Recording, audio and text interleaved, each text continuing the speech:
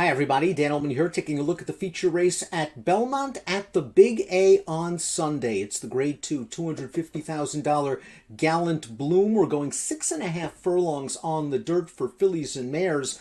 Let's take a look at this field. Now, it's not the biggest field in the world, but this race might have implications for the Breeders' Cup filly and mare sprint, because the number 5 Kamari, who just popped a 105 Beyer speed figure winning a graded stakes race at Saratoga, already a Grade 1 winning sprinter, you'd have to think that Wesley Ward has his eyes on that big prize in the Breeders' Cup for a filly like Kamari. That being said, this race is not a gimme for Kamari because there are some other very talented horses as well. We throw up the Timeform US Pace Projector and the number 1 Lady Rocket. Don't be surprised if she makes the lead. She was on the lead in 4 of her last 5 starts. She just couldn't get there last time out in the Grade 1 Ballerina at Saratoga. She just didn't look comfortable that day. Maybe she was one of the horses that didn't care for that sort of deep and tiring Saratoga surface that we saw for most of the meet. Her last start at Aqueduct earned a 107 Beyer speed figure. Now, that race was a one-turn mile at Aqueduct, but boy, she really seemed to like this surface.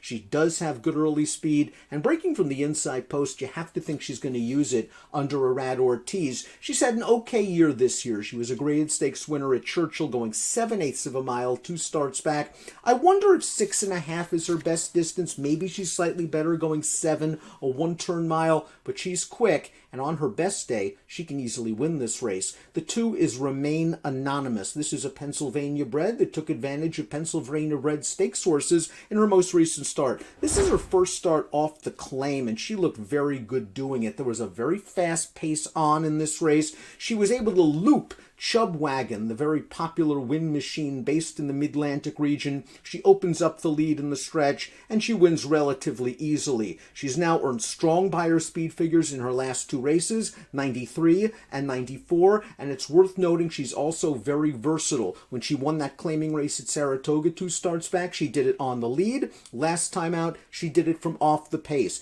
It gives Manny Franco plenty of options. This mare's been around for a long time, but it appears she's getting good at the right time. Now she gets a major class test, as does the number 3 Sterling Silver. This is a 3-year-old going to tackle older horses for the first time, but she's coming into this race in very good form for Tommy Albertrani. Let's watch her last start, the Grade 2 Prioress at Saratoga, and she didn't get away to a very good start. I don't really think that affected her too much because she's more of a come-from-behind type as it is, and she does come from behind at a huge price to finish second, beaten the neck. Now, this race represented her career best Beyer. It was an 86. She's going to obviously have to run faster against these older horses, a couple of them that have already popped triple-digit Beyer speed figures in their careers. She is lightly raced, she has upside, and if this pace heats up, Sterling Silver and Trevor McCarthy might be rallying stoutly in the stretch. The number 4 is Chitara, and Chitara is going to be one of the bigger prices in this race, but I think you can go back in her past performances and make some excuses for her recent races. Last time out at Colonial Downs, going 7/8 of a mile in the Seeking the Pearl Stakes, she was embroiled in a wicked pace duel that just left her gasping for breath. The race shape completely worked against her. The winner of that race, Field Esprit, is a very nice Mid-Atlantic-based runner for Jerry Robb. That horse would come back and earn a 91 Beyer speed figure when second in a stakes race at Charlestown.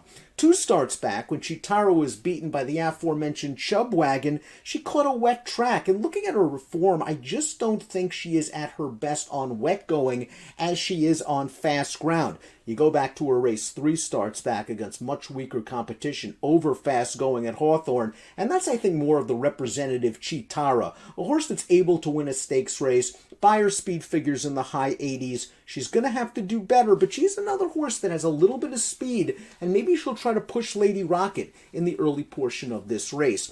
Kamari, the deserving odds-on favorite on our colleague David Aragona's morning line, coming off this big victory in the Honorable Miss. The pace wasn't very fast. It was a short field, and Kamari didn't break very well from the wide berth. She stayed in the 4-path all the way around the turn into the stretch, and she is able to wear down a game Frank's Rocket, one of 2 next out winners to come out of the Honorable Miss. Frank's Rocket would win at Charlestown with a 103 Beyer speed figure.